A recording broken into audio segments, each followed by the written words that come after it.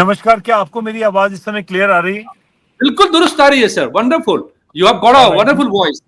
Please please thanks. मुझे लगता है कि ये बजट एमएसएमईज के लिए बहुत पॉजिटिव है। मैं एमएसएमई सेक्टर को रिप्रेजेंट करता हूं, मैं खुद एक एंटरप्रेन्योर हूं और मेरी अपनी जर्नी भी माइक्रो से स्मॉल और अब एक मीडियम साइज एंटरप्राइज की तरफ है। तो जी बाय एंड लार्ज मुझे बजट में बहुत कुछ मिला जो एक एमएसएमई सेक्टर के लिए ज़रूरी था।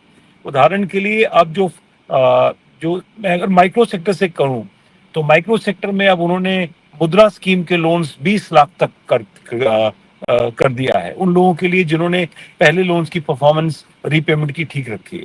तो मुझे लगता है कि बहुत ही पॉजिटिव स्टेप है। फिर जो स्मॉल इंडस्ट्रीज जो बहुत अच्छा कर रही हैं, उन्हें अभी तक 5 करोड़ तक का ऋण मिलता था, लोन्स मिलता था बिना मॉर्गेज या बिना गारंटी के, और उस राइट लोन की गारंटी सरकार की ट्रस्ट लेती थी। अब इसमें मीडियम एंटरप्राइजेस को भी कवर कर लिया गया है और जो मैन्युफैक्चरिंग में 100 करोड़ तक का भी लोन अगर उनको चाहिए तो उसके लिए मॉर्गेज या गारंटी की आवश्यकता नहीं होगी, अलग से एक फंड बनाया जा रहा है। तो ये अपने आप में एक अनप्रेसिडेंटेड एक एस्केलेशन है। यानी स्काई इज द लिमिट। आज अगर एक अच्छी एंटरप्राइज है और बहुत अच्छा कर रही है और अगर वो बहुत अच्छे प्रोजेक्ट भी लगाना चाहती है और बैंक अगर प्रोजेक्ट को अप्रूव कर रहा है तो कोलेटरल सिक्योरिटी की वजह से हम कह सकते हैं वो एमएसएमई रहा है।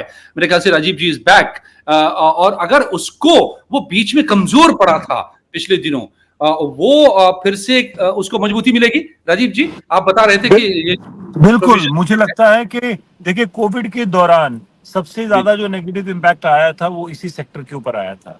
लेकिन हाँ उसके बाद में जो रिवाइवल हुआ है पूरी इकोनॉमी का, उसमें एमएसएमईज का बेहतरीन योगदान है। इनफैक्ट एमएसएमईज तो बैकबोन है इकोनॉमी की। कृषि और एमएसएमईज ही हैं जो आज अगर हम विश्व का सबसे ज्यादा आबादी वाला देश हैं और अगर हमें इस देश को विकसित करना है तो कृषि और एमएसएमईज ये दो ऐसे सेक्टर्स हैं जिसको पर लगातार फोकस रखना होगा। और इसीलिए सरकार ने अब ये योजनाएं लेके आई है। पिछले वर्ष उदाहरण के लिए प्राइम मिनिस्टर विश्वकर्मा स्कीम आई थी जिसमें के छोटे कारीगरों को 1 लाख 2 लाख 5 लाख तक के लोन्स मिल रहे थे। आज मुद्रा लोन्स 20 लाख तक के कर दिए गए हैं। एमएसएमई लोन्स मैन्युफैक्चरिंग में 100 करोड़ तक बिना कोलेटरल के मिलेंगे। अभी बैंकिंग के लिए भी नॉर्म्स चेंज होंगे। एमएसएमई लोन्स के लिए अब traditional rating mechanisms, credit rating नहीं हुआ करेंगी। अब बैंक्स अपने रेटिंग मैकेनिज्म को लेके आएंगे। तो मुझे लगता है कि इन सभी चीजों से एक तो सर डिजिटल इसका रोड मैप इम्पैक्ट जो आज होगा।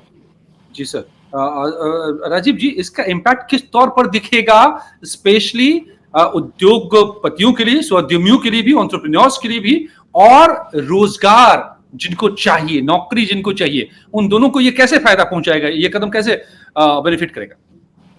देखिए इस बजट में एक चीज तो तय हो गई जो मुझे लगता है कि जी सरकार ने एम्प्लॉयमेंट का पूरा जिम्मेवारी प्राइवेट सेक्टर पे छोड़ा है और प्राइवेट सेक्टर में बहुत बड़ा हिस्सा एमएसएमईज का है और ऑफ कोर्स लार्ज कॉर्पोरेट का। तो आज सरकार प्राइवेट एंटरप्राइजेस को इंसेंटिव उन्होंने दिया है कि वो ज्यादा से ज्यादा लोगों को रोजगार दें और उनके लिए इंसेंटिव्स की 3 स्कीम्स हैं जिसमें उनके लिए इंसेंटिव्स दिया गया है। तो जाहिर है कि सरकार भी समझ रही है कि आज फ्यूचर में रोजगार देने के लिए आज के युवा को एक तरफ नए स्किल्स देने होंगे और जिसके लिए बहुत सारी स्कीम्स और योजनाएं स्कीम में है, इस बजट में थी। और सेकेंडली प्राइवेट सेक्टर को भी इंसेंटिवाइज करना होगा कि वो ज्यादा से ज्यादा लोगों को लेके आए। और तीसरा ऑफ कोर्स एमएसएमई सेक्टर जिसमें एंटरप्रेन्योरशिप डेवलपमेंट, उद्यमिता जिसे हम कहते हैं, सेल्फ एम्प्लॉयमेंट, जिसमें के मुद्रा लोन्स, पीएम विश्वकर्मा लोन्स आते हैं। तो युवा को अगर आज जॉब देनी है तो उसको स्किल भी देना है, उसको इस लायक भी बनाना है कि वो अपना उद्योग लगा लगे, अपना कोई बिजनेस कर सके। उसके लिए उसको ऋण चाहिए तो वो बिना कोलेटरल के मिल सके और ऑफ कोर्स ग्रो करने के लिए उसको और स्कीम्स हैं। तो मुझे लगता है कि बहुत बेहतरीन बजट है। एमएसएमईज पे बहुत अच्छा फोकस रहा है and I am extremely happy with this budget. MSME, medium scale industries जो होते हैं, लघु उद्योग जिसको हम कहते हैं, जिसका दायरा कितने करोड़ से कितने करोड़ के टर्नओवर का होता है सर?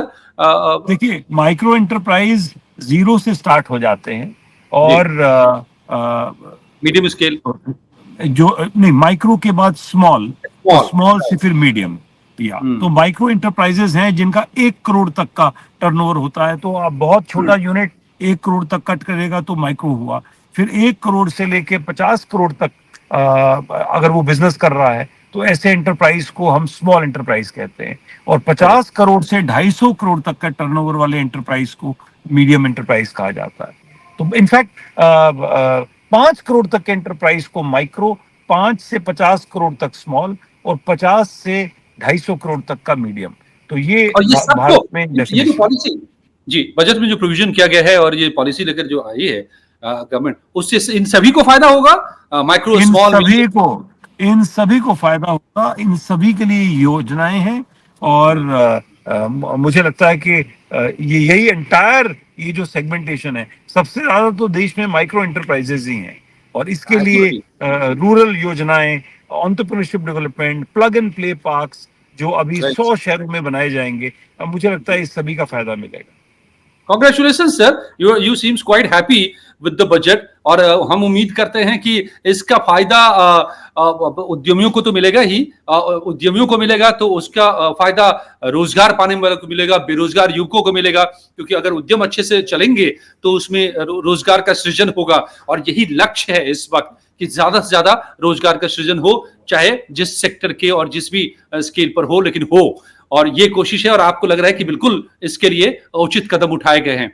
राजीव जी बहुत बहुत धन्यवाद। Thank you so much. आपको कैसा लग रहा है ये बजट, ये आप नीचे कमेंट में जरूर लिखिए इंस्टाफीड पर, और उन सवालों को हम पूछते रहेंगे, लगातार इन सवालों को उठाएंगे जो आपके सवाल आएंगे।